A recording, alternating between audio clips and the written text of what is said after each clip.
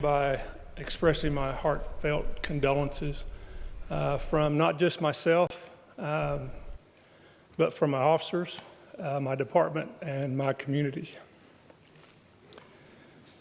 There's been many folks from my church and other churches that have been praying for this family and for the Dugan family for the past week or so, praying for God's comfort and strength.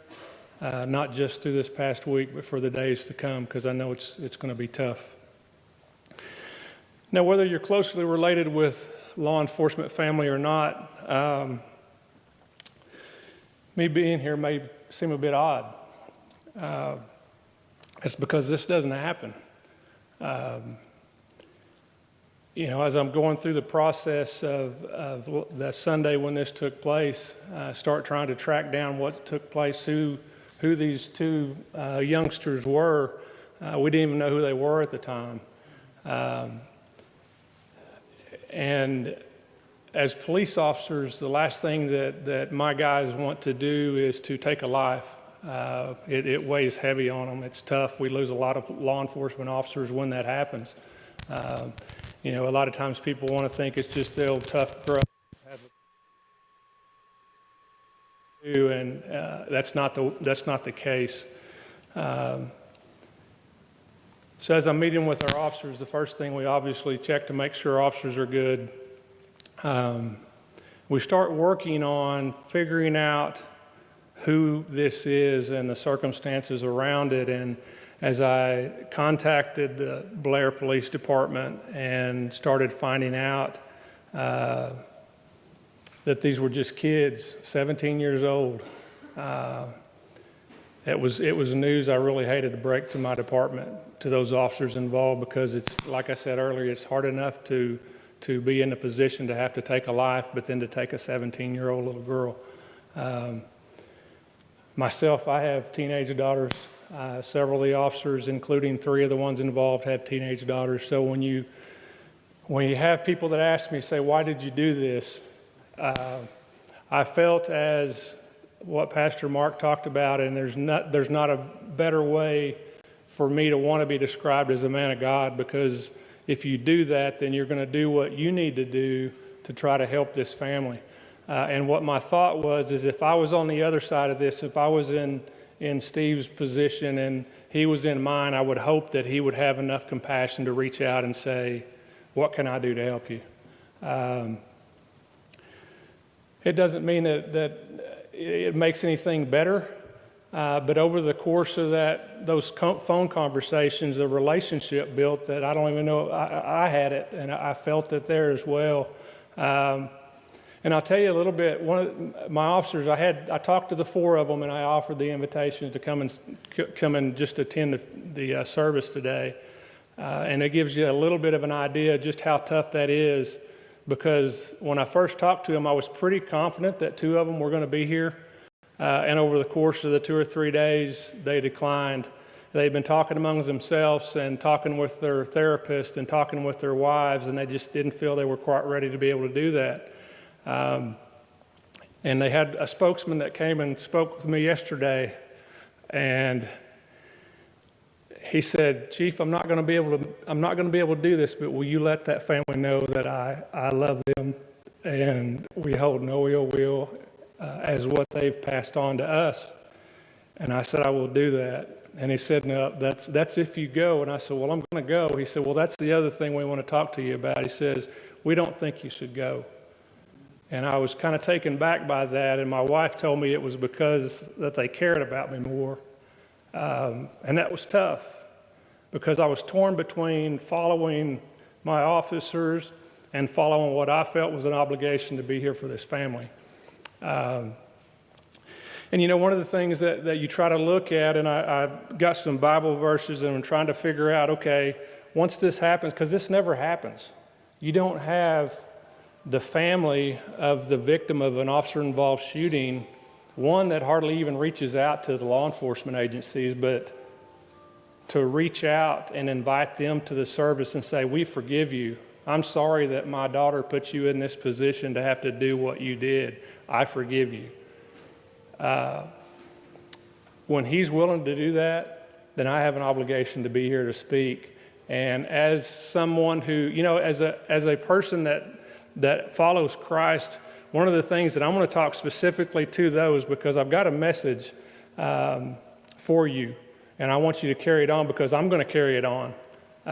One of the things I look for is, you know, God talks about in the Bible, he says that he has a way of using all things for his good. And I think, and boy, I've had a rough month.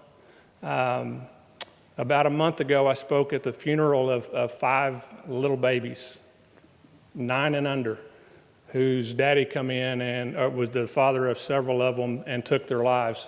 8 kids that night, and he took the lives of 5 of them. And I was asked, because I knew the grandmother, and asked to speak at that funeral, and they said, what do you say to a congregation on something like that? And I said, you know what? You say the words that can't be spoken. And what I mean by that is it has to be God that talks. I can't do it. I can't do it. They can't do it. There's times there's nothing that's going to be said that's going to make you feel better about the day. So what I'm going to do is I'm going to challenge you before we leave here today. See, when I watched the news that when Stephen talked to one of the stations in Oklahoma, he said that there was a message that Sarah had, and this was a way to get her message out. So what is that message? What is the message that we can take from this young life that we can carry on from this point on and revert back to that? And to me, it's that message is forgiveness. You know, in the Bible, it talks about, everybody knows the Lord's Prayer, right? Our Father, which art in heaven, hallowed be thy name. In verse 4, it talks about, forgive us our debts as we forgive those who owe us. Now, what that means is, Lord, forgive me of my sins because I sin, because I'm going to forgive those who sin against me. The question I have for you today is, do you really do that? I've been holding on to a particular non-forgiveness for over 20 years. And I tried to get it done before I came up here, but because of the COVID stuff, this person wasn't coming out. Because if I'm going to follow what I want you to do, it's only right that I have to sacrifice a little bit too. So if I've been holding on to something for 20 years, I mean, we had a Lord and Savior who died on the cross for us, died a brutal death. And that's for our forgiveness of sins. Gives us that ability. So for me to hold on to somebody talking bad about me in the newspaper and talking bad about my department in the newspaper to the point, and I'll tell you kind of the story of it is, I had got word back to this reporter that the minute I retired, I was going to find him. And I meant that. He knew that I meant that. He would avoid me in the grocery store. He would avoid me in the bank. I would see him. He'd turn the other way. I said, I'm not retired yet. But I'm getting closer. And that was something that I hung on to. And I would I teach Sunday school. I would teach our Sunday school youth. I'm a member of the Fellowship of Christian Athletes, so I'd have an opportunity to talk to kids on our football team. And it was almost like a joke. It was like, yeah, I want you guys to do this, but now there's just this one thing that Coach Teehee's hanging on to. And I'll ask for forgiveness when I get finished with it. Well, when I heard Mr. Rauch talk about Sarah's message. Farrah, I'm sorry. Yes, Farrah. When I heard him talk about Farrah's message and Farrah having a message to get out, I thought, how better way than for us to be able to carry on and talk to our kids or talk to our students or talk to our teachers or talk to any group that we come across and talk about forgiveness. I'm going to carry this message, forgiveness for Farrah, and I'm going to use that. That's going to be the title of a message I'm going to carry from the time I walk out this door, whether I'm talking to my police officers, whether I'm talking to my football team, whether I'm talking to youth at church camps. I'm going to use that. I hate that I was so self-centered to the point that I held on to that, and it took this young lady to get that out of me. But if that's what we can take home today from that, to where we have some type of a message that Farrah leaves with us from now on, then I think we've accomplished something today.